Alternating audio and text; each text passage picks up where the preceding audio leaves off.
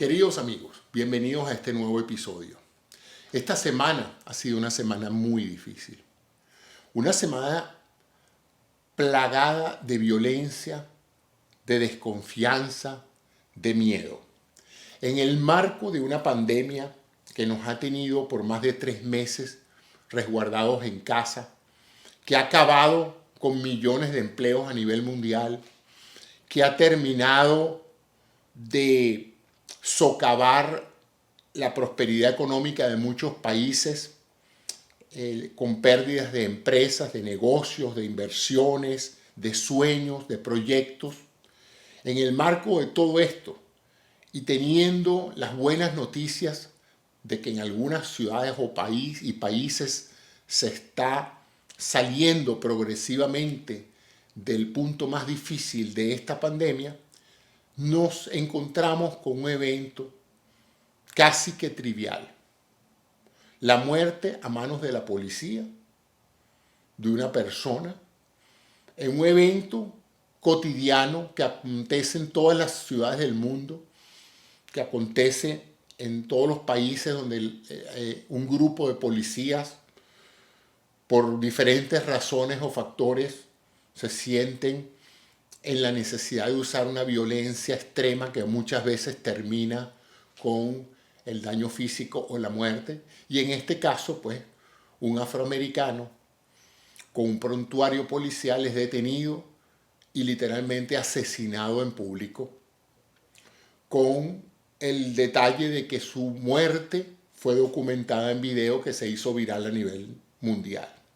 Esto trajo, pues, como ya ustedes todos saben, una cadena de reacciones a nivel mundial expresando su rabia, su frustración ante lo que para muchos es algo habitual también en sus países, como es la violencia. Porque lo que vimos en ese video, un policía maltratando a una persona en la calle por razones de un arresto, lo viven muchos países a diario. E incluso algunos se han preguntado por qué este tuvo tanta significación cuando eso pasa en todas partes del mundo por múltiples razones y en muchos casos mucho más graves que este.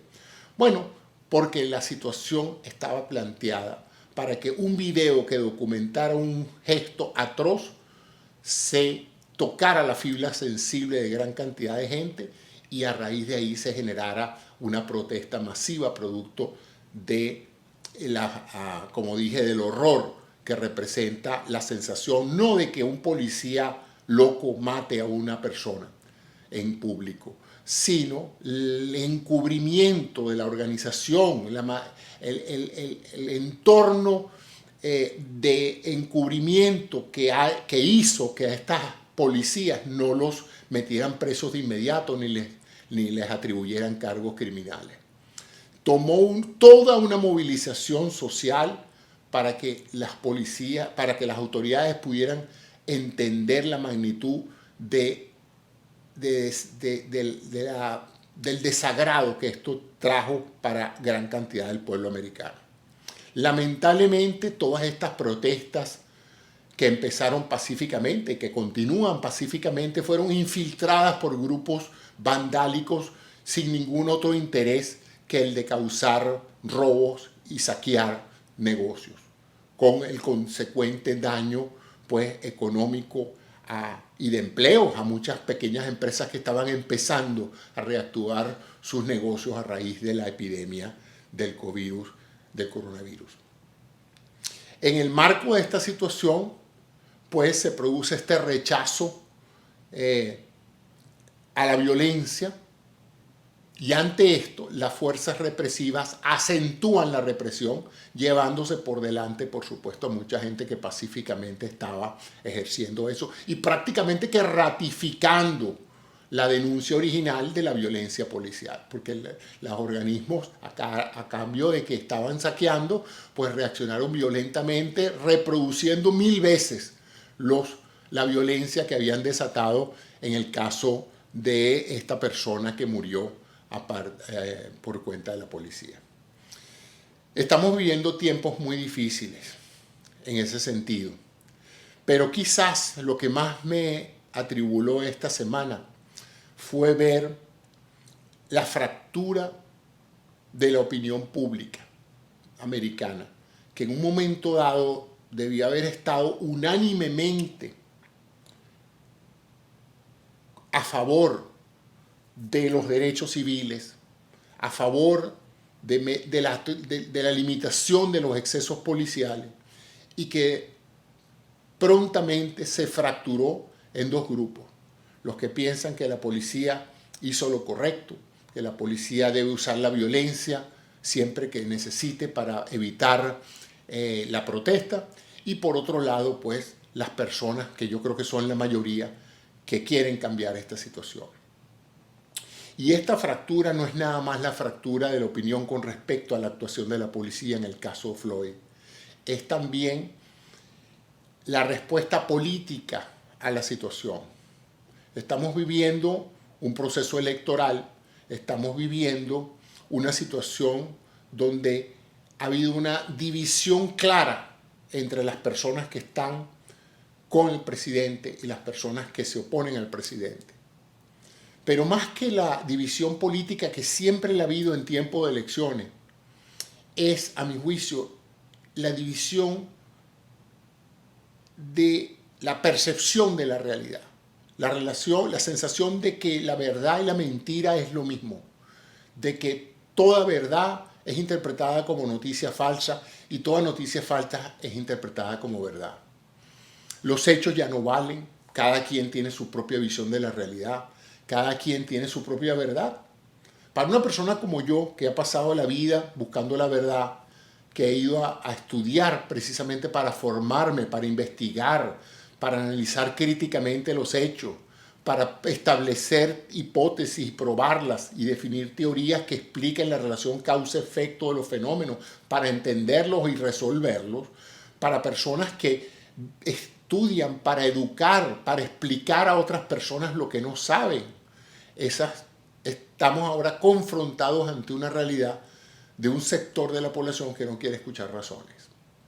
Un sector de la población que se encuentra metido en una sola burbuja, no dejan que los conocimientos, no dejan que los datos fluyan y sean analizados por ellos, sino que simplemente se han blindado y se mantienen en una esfera de control donde solo escuchan las verdades que ellos quieren escuchar, y toda visión diferente no solamente debe ser ignorada, sino que debe ser descalificada en forma violenta.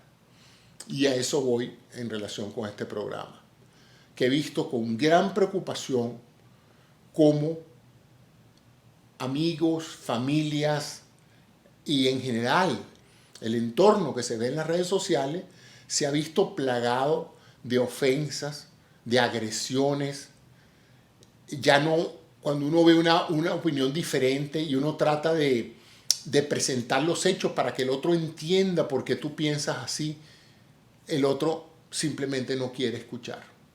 Desdeña las opiniones, desdeña las fuentes de información reales y se llenan de una cantidad de mitos y teorías conspirativas, de mensajes que se corren y se reproducen con la firme convicción de que son verdad, cosas que no son verdad. Fotos adulteradas, comentarios sacados fuera de contexto, de videos y de audio que no corresponden al mensaje original.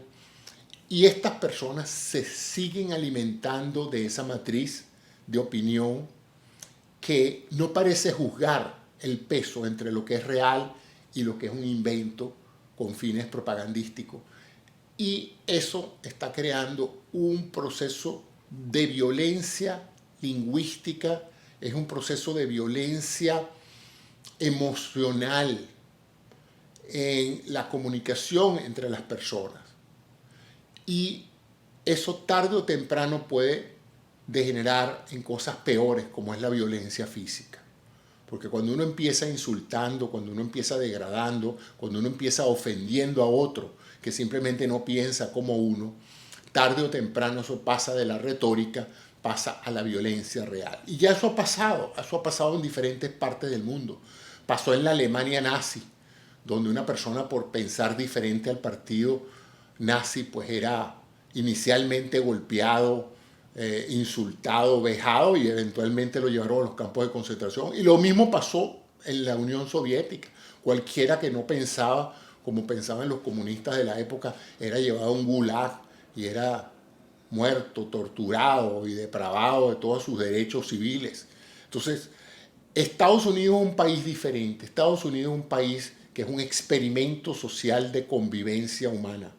Es una nación que se formó por emigrantes europeos que querían libertad de opinión y de credo. Vinieron aquí huyendo precisamente de tiranos y de personas que querían decirles cómo tenían que pensar y cómo tenían que conducir su fe. Y crearon esta gran nación, una nación de leyes, una nación con un plan, con un proyecto de convivencia que permitiera asimilar personas de cualquier país, de cualquier raza, de cualquier idioma. Y ha sido exitoso en ese sentido. Pero ha sido exitoso porque hemos tenido tolerancia, porque se respetan los derechos del otro. Pero yo estoy viendo con mucha preocupación que estamos marchando a un nivel de intolerancia social peligroso. Por ahora es retórico. Por ahora el comentario es que si alguien no piensa como tú, que se vaya de este país. Ese no merece estar aquí. Si alguien no piensa como yo, que se vaya. Pero ¿qué hace aquí? Aquí no tiene por qué estar. Aquí solo están los que deben pensar como yo. Los demás se tienen que ir ya.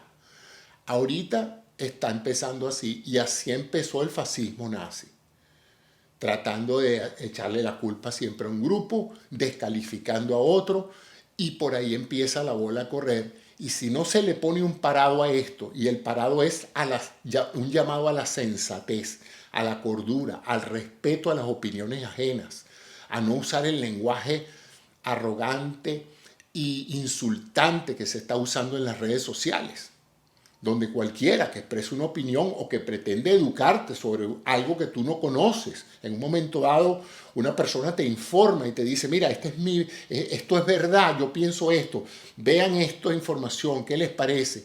Y alguien viene y la descarta o te informa que esa información es falsa, que te han confundido. Entonces llega y en vez de agradecer o en un momento dado analizar críticamente de lo que se les está presentando, la respuesta es descalificarla de inmediato. No quiero saber datos, no quiero saber fuentes, todo lo que me llega a mí, si me gusta, es verdad, y todo lo que me llega a mí, si no me gusta, no es verdad. Entonces, esa es una actitud bien preocupante, sobre todo la estoy viendo en personas que están recién llegando a este país. Y esto es grave porque precisamente lo que uno aprende cuando uno se hace americano y pasa cierto tiempo aquí es que hay que aceptar la voluntad de la mayoría, hay que aceptar las diferencias de credo, de religión, de sexualidad, de todo lo que hace este país diverso. Si nosotros empezamos de ahora a crear una matriz donde está definido lo que es ser americano y lo que es no ser americano, estamos cayendo en lo mismo que han caído todos estos imperios anteriores y todos estos regímenes autocráticos donde hay un modelo de hombre y el que no entra dentro de ese modelo, pues o se tiene que ir o en el peor de los casos habrá que neutralizarlo, como se les dice ahora, ¿no?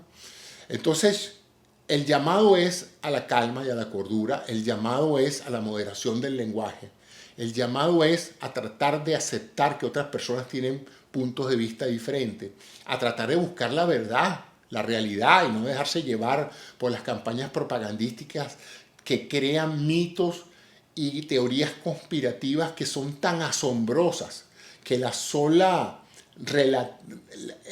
relato de lo que se cuenta en las redes debería llamar a la reflexión para hacer pensar que no son verdad. Pero pareciera que mientras más grande la mentira, más gente la cree y más gente la corre. De tal manera, pues, de que ese es mi comentario de hoy. Para mí ha sido una semana muy dura.